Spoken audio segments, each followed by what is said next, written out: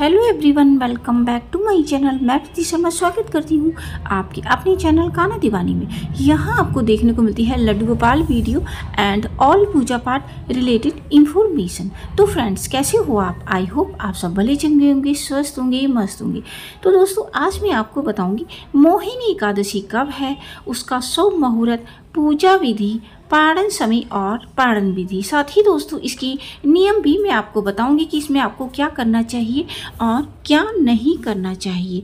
वैशाख मास के शुक्ल पक्ष की आने वाली एकादशी मोहिनी एकादशी के नाम से जानी जाती है। शास्त्रों में मोहिनी एकादशी का व्रत सबसे व्रत बड़ा माना जाता है। पौराणिक मान्यताओं के अनुसार मोहिनी एकादशी के दिन ही भगवान विष्णु ने मोहिनी रूप धारण किया था। दोस्तों, महीना अपने आप में ही बहुत ज़्यादा खास होता है। इसमें स्नान दान का विशेष महत्व होता है। जैसे कि आपको पता है, अक्षय तृतीया भी इसमें आती है। विष्णु भगवान ने 24 अवतारों में से 3 अवतार वैशाख के महीने में लिए थे, जिसमें मोहिनी अवतार भी आता है। दोस्तों, मोहिनी एकादशी पर भगवान के मोहिनी रूप की पूजा अर्चना करने का विधान होता है। भगवान मोहिनी याद किया जाता है दोस्तों, और इस दिन आपको व्रत अवश्य रखना चाहिए। अगर आप चाहते हैं कि आपको विशेष आकर्षण आ जाए, आपके अंदर मतलब सुंदरता आ जाए, ग्लो आ जाए, तो आपको क्या करना है, भगवान मोहिनी के आपको व्रत रखना है और उनकी पूजा अर्चना करनी है, उनके मोहिनी स्वरूप की पूजा करनी है। दोस्तों, कहते हैं कि भगवान विष्णु ने मोहिनी रूप धारण किया तो वो इतने सुंदर थे कि 100 लक्ष्मी भी अगर समान्वित हो जाए ना, तब भी रूप की समानता नहीं की जा सकती है। दोस्तों, मोहिनी एकादशी का व्रत रखने से आपको दीर्घायु प्राप्त होती है, सुंदर काया प्राप्त होती है, आर्थिक स्थिति आपकी सुधर जाती है और आप धनवान भी बन जाते हैं। दोस्तों, मोहिनी एकादशी कब प्रारंभ हो रही है और कब समाप्त हो रही है? मोहिनी एकादशी की जो तिथि का प्रारंभ है वो 18 तारीख को सुबह 11:25 से शुरू हो रही है। एकादशी का जो विश्राम है वो 19 तारीख को दोपहर 1 बजे के आसपास हो रहा है।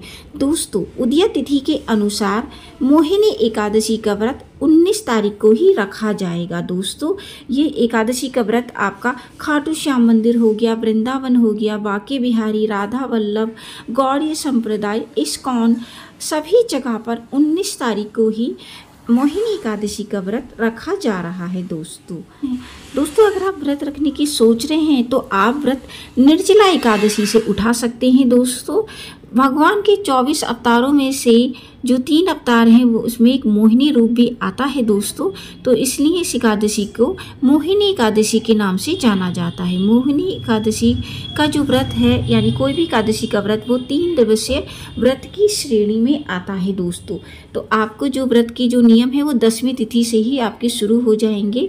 तो आप 10वीं तिथि से ही व्रत के पालन करिएगा। जैसे काम वासना को आपको अंजाम नहीं देना है।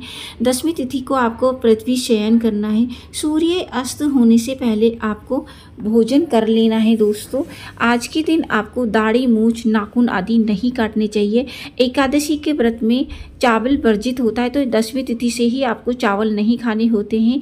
इस दिन चावलों का सेवन नहीं किया जाता है और तामसिक चीज़ों का भी इसमें भोजन नहीं करना चाहिए। इसमें आपको व्रती को स्नान के बाद स्वच्छ कपड़े पहनकर ही व्रत रखा जाता है। दोस्तों, वाले दिन उठना है 19 मई को, और दोनों हाथों का मंथन करके आपको भगवान जी का ध्यान करना है। करते हुए आपको ये मंत्र गाना है।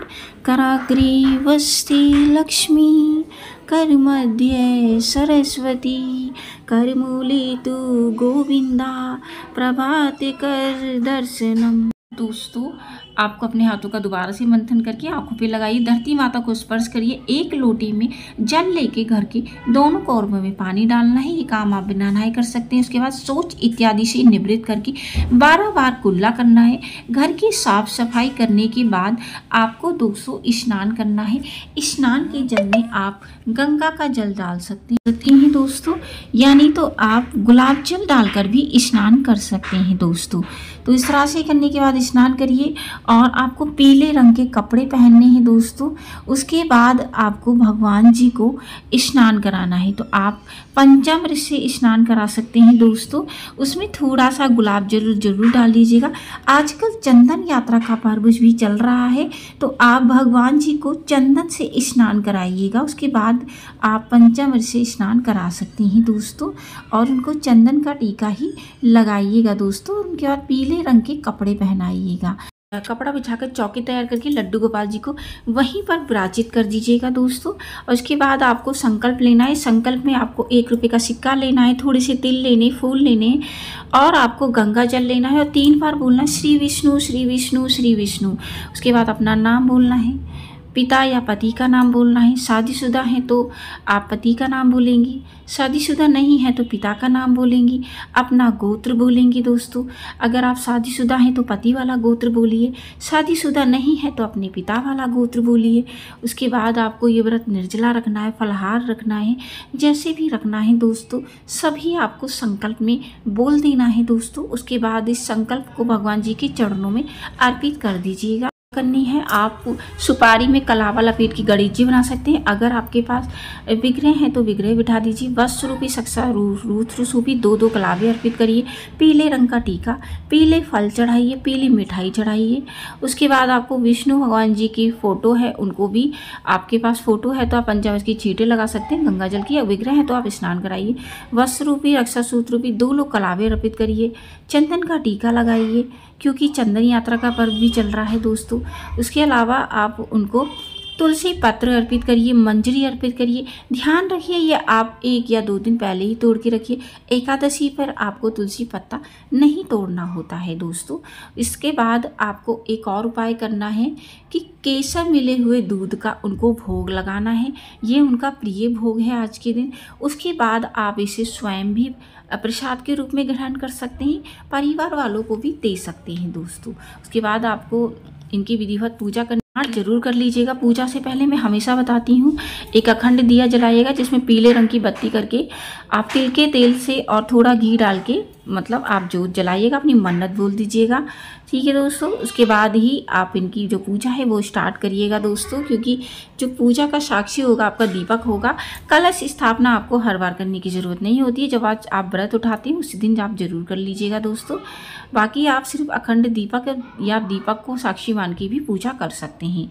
ठीक है, एक दिया आपका ये रहेगा अखंड वाला, एक और आपको पूजा के लिए जलाना है दोस्तों। ठीक है, वो करिए। एकादशी की कथा पढ़िएगा दोस्तों, आरती करिएगा, विष्णु सहस्त्र नाम का पाठ कर सकते हैं। तुलसी मैया की भी आपको पूजा करनी है, तो आपको दोस्तों उनको जल चढ़ाना है, फूल चढ़ाना है, दिया जलाने हैं, और 11 या 21 परिक्रमा कर सकते हैं। और केसर मिले दूध का भी आप उनको भोग लगा सकते हैं दोस्तों। ये भी एक महा उपाय होता है, तो ये आप ज़रूर करिएगा, क्योंकि ये भगवान जी का प्रिय भोग भी होता है। तो इस तरह से आप कर सकते हैं। पूरा दिन आपको व्रती रहना है। आपने फलाहार वाला रखा है तो दिन छुपने से पहले आप फलाहार ले लीजिएगा, और आपने दोस्तों जल वाला रखा है तो जल ले लीजिएगा। निर्जला वाला रखा है तो आपको शाम की पूजा की तैयारी करनी है। एक दिया आपका जल रहा है मंदिर में, एक और आपको जलाना है और उनकी आरती करनी है। हरे कृष्णा महामंत्र का यथासंभव जाप करिएगा दोस्तों। उसके बाद आपको एक और आपको काम करना है, घर के जो मुख्य द्वार होता है 2 दिए जलाने। वैशाख का महीना चल रहा है तो आपको तुलसी मैया को भी दीपक जलाना है। आकाश मंडल पर भी आपको दीप दान करना है। तो इस तरह से आप एकादशी का व्रत रखते हैं। और रात्रि में जागरण का विधान होता है, तो ज़्यादा नहीं तो 12-1 बजे तक जरूर जागरण करिएगा। बाकी आपकी जो अखंड ज्योत है वो आपकी जलती रहेगी, तो इसलिए आप कर सकते हैं। हरे कृष्णा महामंत्र का संकीर्तन जितना हो सके उतना करिएगा दोस्तों, बहुत ही ज़्यादा अच्छा होता है। और अगले दिन आपको उठना है, यानी कि 20 तारीख को, 20 मई को, जिस दिन उनका पारण है, तो आप उठिएगा दोस्तों। और पारण का समय आपको बता देते हैं। 20 तारीख को सुबह 5:28 से 8:12 तक पारण का समय है, तो इसी बीच पारण करिएगा। आपको वैसे ही उठना है। ब्रह्म मुहूर्त में उठने के बाद स्नान आदि से निवृत्त होना है। सेम मैं चीज़ें नहीं बताऊँगी क्योंकि वीडियो ऑलरेडी बहुत बड़ा हो गया है दोस्तों। तो इस तरह से आप उठ सकते हैं और खुद स्नान करिए और लड्डू गोपाल जी को स्नान करिए। पंचामृत से स्नान कराइएगा दोस्तों। चंदन का टीका लगाइएगा। पहनाइएगा, सुंदर सा श्रृंगार करिएगा।